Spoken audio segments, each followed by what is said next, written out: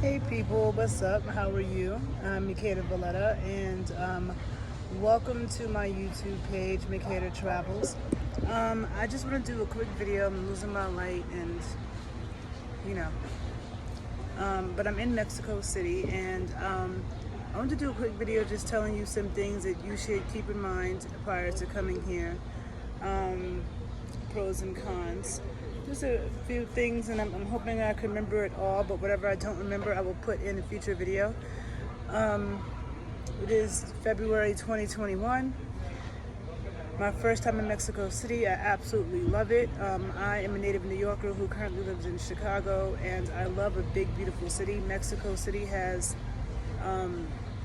surpassed my expectations, far surpassed it. I look forward to coming back here many times because as a native big cityer myself, I know that it takes many visits to even a small city to get a good vibe, but especially when it's a big city.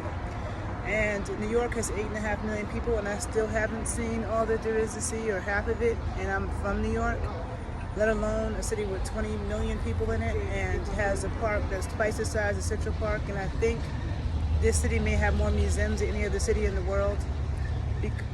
Because of COVID, most of the museums are closed. At least the ones I wanted to go to, like the Anthropology Museum. So much good food. It's just like, I mean, you can even see there's just like so many beautiful plants everywhere. Like in Mexico City, flowers and plants planted all over the streets is so lush. I mean, the attention that has gone into the design of the city, and it's beautiful like Paris, okay?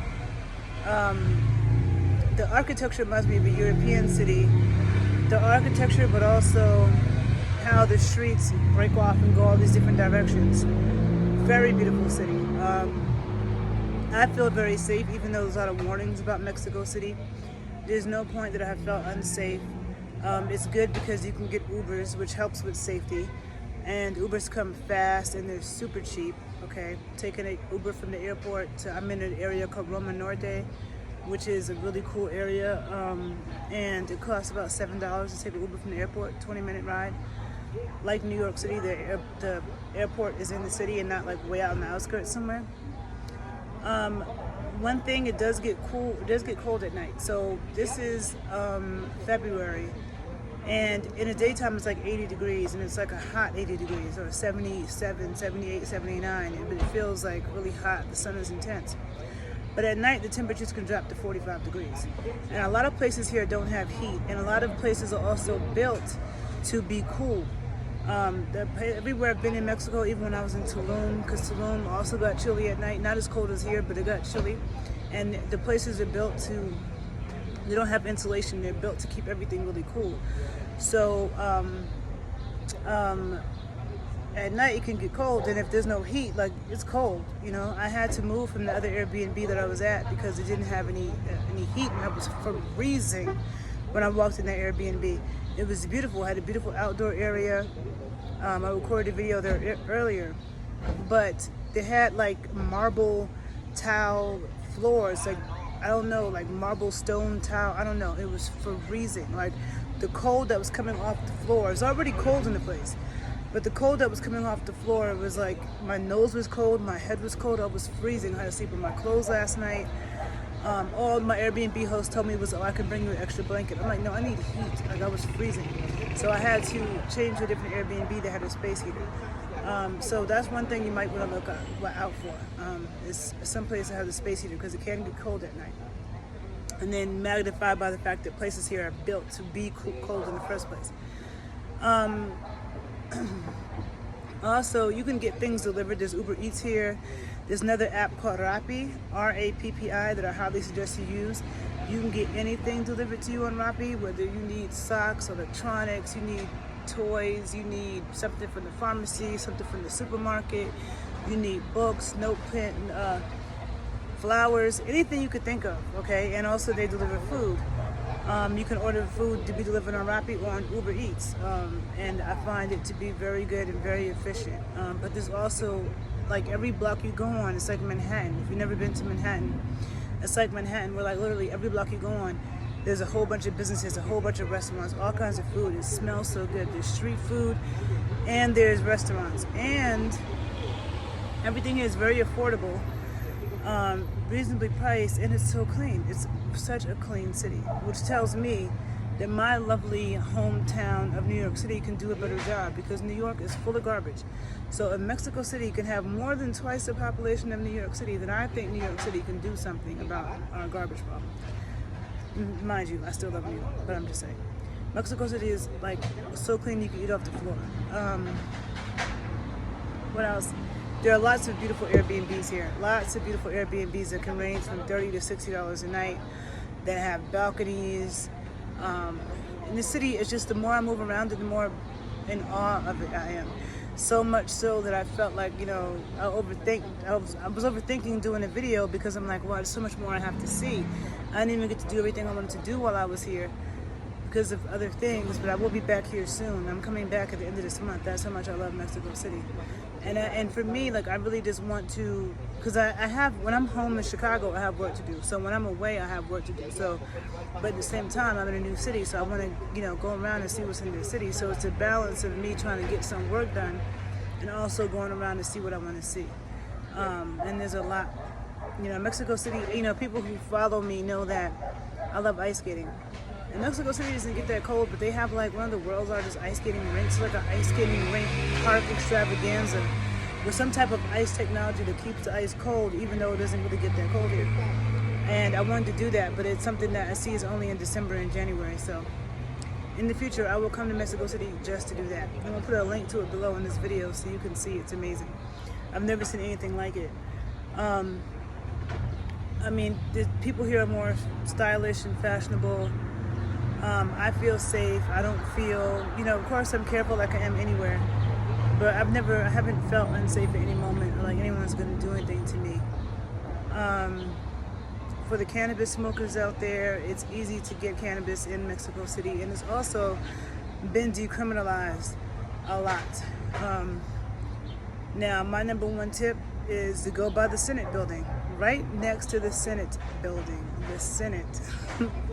There are people, like 100 people smoking weed and selling weed out in the open. Like when I say out in the open, I mean big buckets of weed. Like, how much do you want? It's amazing. I'm trying to think if there's anything else that I want to say about Mexico City. If, as an American, they take our cars most places, unless you're buying like food on the street. Then you will need cash. And also in the app Rappi, you can also get cash. They'll deliver you cash, which actually came in handy for me because I lost my bank card when I was in Puerto Escondido. I left it in a bank, in a machine, and I had to get more cash. Now, Rappi is not in Puerto Escondido, but it is in Mexico City. It's also in Colombia. I use it in Cali, Colombia a lot. But the thing about it is that my bank card is hooked up to the app. So I lost my bank card, but when I came to Mexico City, I was able to get more cash by just putting it in on the Rappi app, and they brought me cash. So even though I don't have my bank card, so that saved me. And then my bank card is still hooked up to Uber and Rappi, so I can still use that until I leave tomorrow. And then I got cash for whatever else I needed. I had to take a COVID test, because now to get back in the U.S. we have to have a negative COVID test. I'll let you know how that goes tomorrow. But I did have the test yesterday. It took 15 minutes. They came to me. They stayed there 15 minutes, negative test. They gave me a letter. If you'll be in Mexico City and you need their info, let me know. I'll pass it on. They told me to feel free to pass it on to anybody who might need it. The test was 1,100 pesos, which is $55 US.